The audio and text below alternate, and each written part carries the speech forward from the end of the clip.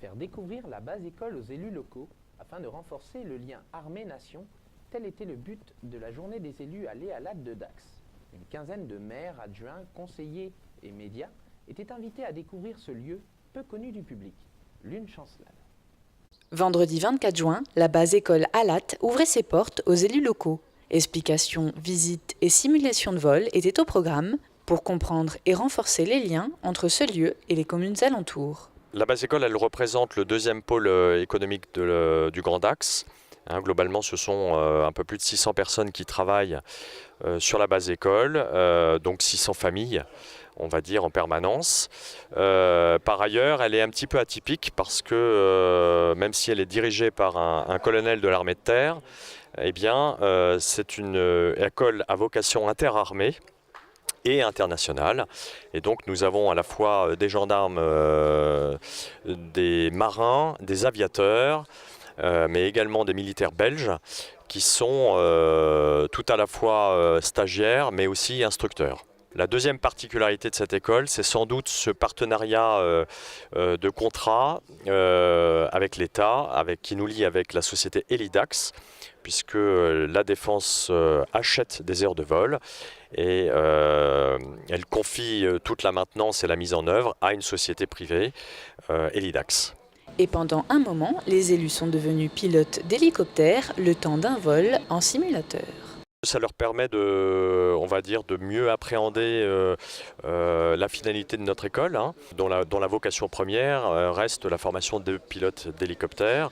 Et donc, en les intégrant à la fois dans un simulateur de vol et cet après-midi de participer à un vol, ils vont appréhender d'autant mieux la troisième dimension.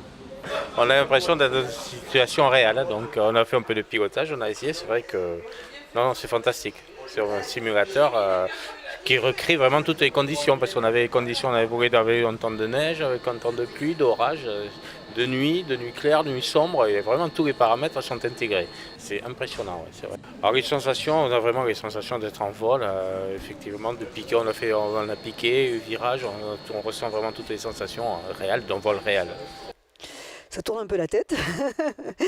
C'est très impressionnant de cette impression d'être vraiment dans un hélicoptère, de survoler Dax, les communes, Tercis, Ouerleuil, et être complètement en situation d'apprentissage de vol. C'est un outil, je pense, extraordinaire qui rend justement notre base école encore plus attractive, qui, au-delà de la flotte d'hélicoptères, qui est une des flottes les plus importantes au monde, il faut le savoir quand même, c'est un acteur du développement économique de notre territoire et c'est un des acteurs de l'attractivité de notre territoire. Donc c'est très très important que nous travaillions ensemble et que nous partagions les uns et les autres ce qui se fait ici et que nous puissions en être, nous élus, de bons ambassadeurs. Ce fut également l'occasion pour la présidente de la communauté d'agglomération du Grand Dax de recevoir le titre d'ambassadrice de l'armée. C'est un événement un peu particulier donc, que j'ai choisi avec cette journée des élus.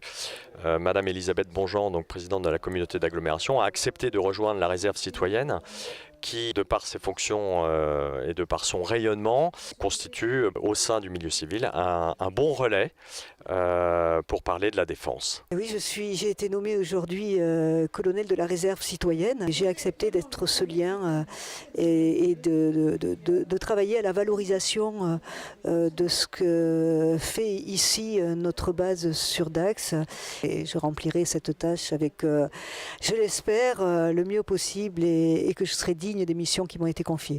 Renforcer les liens, s'ouvrir et créer des partenariats, la base école ALAT continue de croître.